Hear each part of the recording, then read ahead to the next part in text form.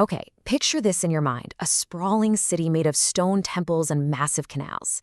A place that was once the biggest city on Earth, home to almost 1 million people. This was a civilization that totally mastered water, built incredible monuments to their gods, and then, well, it seemed like it just vanished into the jungle.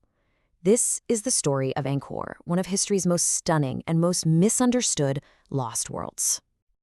Just look at these incredible, serene faces staring out from the Bayon Temple. This was the heart of the powerful Khmer Empire. Founded way back in the 9th century in what's now Cambodia, Angkor wasn't just a city. No, it was the massive, sprawling capital of a civilization that dominated Southeast Asia for more than 600 years. So to get our bearings, let's just do a quick run-through of the timeline. It all kicks off in 802 CE. A king named Jayavarman II manages to unite all these warring kingdoms. Then, around the 12th and 13th centuries, boom, the Golden Age hits. This is when they build architectural wonders like Angkor Wat. But by 1431, things start to change. The capital's attacked, and the center of Khmer power begins to move. So that brings up a huge question, right? How did this empire get so powerful and stay so stable for so long? Well, the answer, the secret sauce, if you will, was this brilliant mix of politics and religion.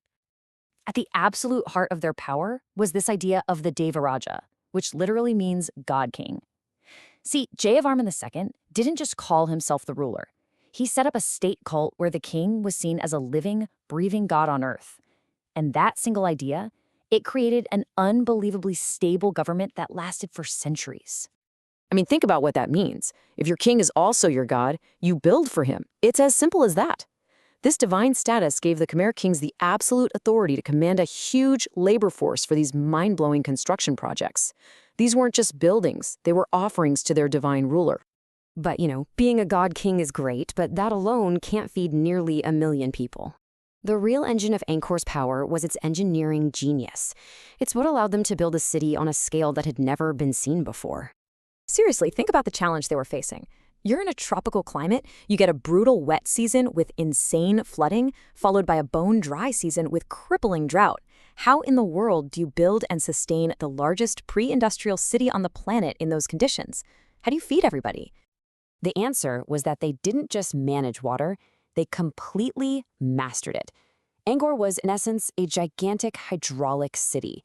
The Khmer engineered this incredibly sophisticated web of canals, moats, and massive reservoirs that crisscrossed the entire landscape, turning a hostile climate into their single greatest advantage. Now, the cornerstone of this entire system was something called a barrage. And don't think of a little pond. These were colossal man-made reservoirs, some of them stretching for miles.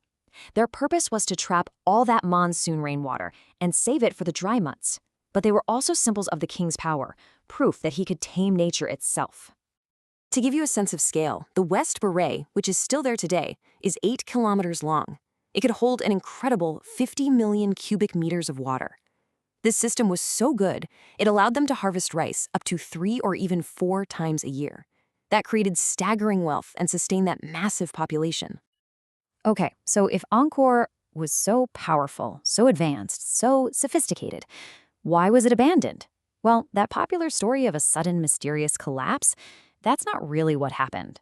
The truth is way more complex. It wasn't just one single thing, it was more like a perfect storm of pressures. Scientists have found evidence of really long, intense droughts that would have pushed even Angkor's amazing water system to its breaking point. At the very same time, a neighboring kingdom, Ayutthaya, was getting stronger, leading to invasions. And as the world's trade routes shifted to the sea, Angkor's inland spot became a major disadvantage. So the main thing to remember here is that Angkor didn't just disappear in some big dramatic event. The city slowly emptied out over the course of 100 years as the Khmer capital and its people moved southeast, closer to the rivers and the new centers of trade. It was a transformation, not a vanishing act. And that brings us to maybe the most persistent myth about Angkor. This whole idea of a lost city swallowed by the jungle, only to be found by some daring European explorer. Yeah, let's debunk that right now.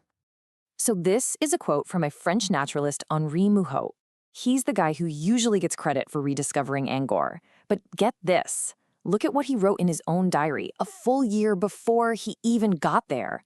He already knew about the splendid ruins and was planning to go see them. He didn't just stumble upon them by accident in the jungle. This whole romantic myth of a jungle Atlantis, it's a colonial-era invention. The reality is that Angkor was never, ever lost or forgotten by the Khmer people who built it. They always knew it was there. This whole discovery narrative really just served a colonial purpose, making it seem like the local people had lost track of their own heritage and needed Westerners to find it for them. And here is the absolute proof.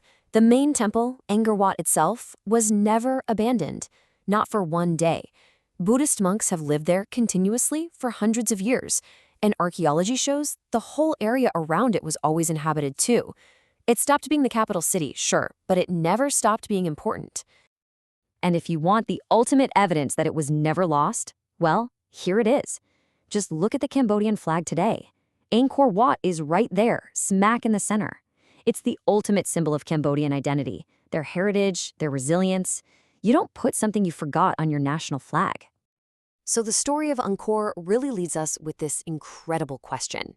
It shows us that a civilization doesn't just disappear, it changes, it transforms, and it really forces us to ask ourselves, how many other stories in history have been shaped not by what actually happened, but by who was holding the pen and telling the story?